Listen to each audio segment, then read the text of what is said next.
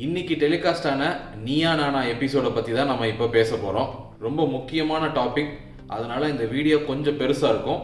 So பொறுமையாக முழுசாக கேளுங்க. படித்து முடிச்சுட்டு நான் ஒரு நிரந்தரமான வேலைக்கு போக மாட்டேன், நான் பிஸ்னஸ் பண்ண போகிறேன் அப்படின்னு சொல்லக்கூடிய இளைஞர்கள் ஒரு பக்கமும், அவங்கள நிரந்தரமான ஒரு வேலைக்கு போக சொல்லி ரிக்வெஸ்ட் பண்ணிக்கிட்டு இருக்கிற அவங்களோட அம்மா அப்பாவும் சொந்தக்காரங்களும் இன்னொரு பக்கம். அந்த நிகழ்ச்சியை பார்த்து முடிச்சதுக்கப்புறம் ஒரு மாதிரி அயற்சியா, ஆதங்கமா, பயம் கலந்த ஒரு ஃபீலிங் வந்து தொத்திக்கிச்சு. வெகு சில காரணங்களை தவிர நாங்கள் வேலைக்கு போக மாட்டோம், பிஸ்னஸ் தான் பண்ணுவோன்னு அங்கே சொன்ன முக்காவாசி பேர் அவங்க முன் வச்ச காரணங்கள்லாம் என்னன்னா, இந்த 9 to 6 ஜாப் எனக்கு பிடிக்கல, சுதந்திரமே இருக்காது, யாருக்கிட்டேயோ கை கட்டி வேலை பார்க்குற மாதிரி இருக்கும், எனக்கு யாருக்கிட்டையும் கை நீட்டி சம்பளம் வாங்குறதுக்கு பிடிக்கல, அப்புறம் இந்த ஒர்க் லைஃப் பேலன்ஸே இருக்காது, இந்த மாதிரியான காரணங்களை சொல்லி தான் நாங்கள் வேலைக்கு போக மாட்டோம், பிஸ்னஸ் பண்ணுவோம் அப்படின்னு நிறைய பேர் அங்கே சொன்னாங்க. டேய் தம்பிகளா, பிஸ்னஸ் பண்ணுறது என்ன அவ்வளோ ஈஸியான வேலை நினச்சிட்டு இருக்கீங்களா?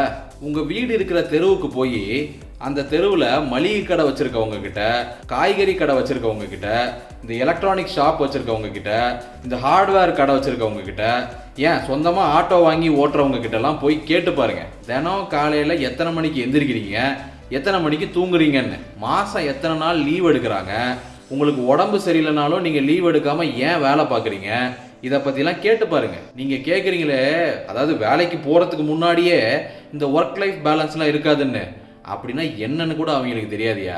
நீங்கள் பிஸ்னஸ் ஆரம்பிக்கிறதுக்கு இன்வெஸ்ட்மெண்ட் இருக்கா இல்லையாங்கிற அந்த காரணம், அந்த ஃபேக்டரை வேணால் தள்ளி வச்சிடலாம். ஆனால் நீங்கள் பிஸ்னஸ் ஆரம்பிக்கிறதுக்காக சொல்லக்கூடிய காரணங்களில் இந்த 9 to 6 ஜாபை இழிவுபடுத்துறீங்கல்ல, அது ரொம்ப அருவருப்பாக இருக்குது. நான் ஒன்று சொல்கிறேன், எனக்கு இது கண்டிப்பாக தெரியும்.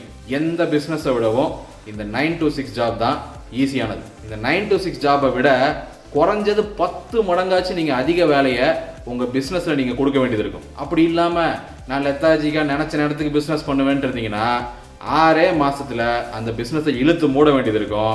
கடங்காரனா ரோட்டில் நிற்பீங்க. அப்புறம் எங்களுக்கு படிப்புக்கேற்ற வேலை கிடைக்கலன்னு சொல்கிறீங்க, ரைட்டு, அது ஒரு பெரிய பிரச்சனை தான். ஆனால் நீங்கள் என்ன பிஸ்னஸ் பண்ண போகிறீங்கன்னு கேட்டால், ஒருத்தன் ஹோட்டல் வைப்பேங்கிறான், ஒருத்தன் ஆட்டோ ஓட்டுவேங்கிறான், ஒருத்தன் காய்கறி கடை வைப்பேங்கிறான், ஒருத்தன் ஆட்டோமொபைல் ஷோரூம் வைப்பேங்கிறான், ஒருத்தன் சூப்பர் மார்க்கெட் வைப்பேங்கிறான். இதெல்லாம் மட்டும் நீங்கள் படித்த படிப்புக்கு தகுந்த பிஸ்னஸ்களா?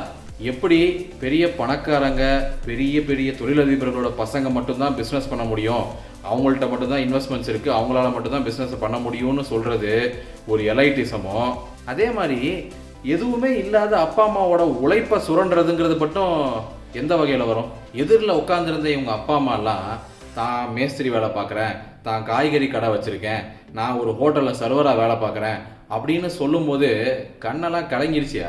அவங்களோட உழைப்பை, அவங்களோட நேரத்தை, அவங்களோட ஹெல்த்தை, உங்களோட பேஷனுக்காக நான் சுரண்டுவேங்கிறதும் பெரிய எலைட்டிசம் தான். இது ஒரு பெரிய பிரச்சனையாக இப்போ சமீப காலமாக நான் பார்க்குறேன். இதுக்கு இந்த சோஷியல் மீடியாவில், யூடியூப்பில் இந்த மோட்டிவேஷனல் ஸ்பீக்கர் அப்படிங்கிற போர்டை போட்டுக்கிட்டு வந்து உட்காந்துக்கிட்டு சில பேர் பண்ணுற வேலையினால இந்த பசங்கள்லாம் இப்படி இன்ஃப்ளூயன்ஸ் ஆகிறாங்கன்னு எனக்கு தோணுது. சம்பாதிக்கிறது தான் முக்கியம்னா நீ சமோசா கடை போடலான்னு ஒருத்தவங்க பேசுகிறாங்க. நீ யாருக்கிட்டையும் கை கட்டி வேலை பார்க்க வேண்டாம், நீ ஒரு பெட்டி கடை வச்சனா நீ தான் ராஜா, நினைச்ச நேரத்துக்கு கிளம்பி கொடைக்கானலுக்கு போகலாம் அப்படின்னு இன்னொருத்தர் பேசுறாரு. தம்பிகளா, இந்த மாதிரி ஆட்களோட பேச்சை கேட்டு ஏமாந்துடாதீங்க. இவங்களுக்கு பின்னாடிலாம் பெரிய அஜெண்டா இருக்கு. அது என்ன அஜெண்டானா, இங்க யாரு வேலைக்கு போகணும், யார் இங்க இருக்கிற ஆர்கனைஸ் செக்டரை கண்ட்ரோல் பண்ணணும், யார் அதிகாரமிக்க பதவிகளில் இருக்கணும் அப்படிங்கிறதுக்கு பின்னாடி ஒரு பெரிய ஜாதி அரசியல் இருக்கு. அதை தான் இவங்க மீடியா மட்டும் வந்து உட்காந்துக்கிட்டு நம்மக்கிட்ட மோட்டிவேஷனல் ஸ்பீக்கிங்கிற பேரில் பண்ணிக்கிட்டு இருக்காங்க. முதல்ல இந்த 9 to 6 ஜாபை கேவலமாக பேசுகிறத நிறுத்துங்க. நியாயமாக நேர்மையாக ஒரு 9 to 6 ஜாபில் போய் உட்காந்து வேலை பாருங்க. அதுக்கான சம்பளத்தையும் அதுக்கான சலுகைகளையும் உங்களுக்கு கொடுக்கலன்னா அந்த முதலாளியோ மேனேஜரையோ எதிர்த்து கேள்வி கேளுங்க. ஏன்னா அவங்க உங்களுக்கு ஒன்றும் இனாமா பணம் கொடுக்கல, நீங்கள் செய்கிற வேலையினால அவங்க லாபம் அடைகிறாங்க, அந்த லாபத்தில் உங்களுடைய பங்கை கொடுக்குறாங்க.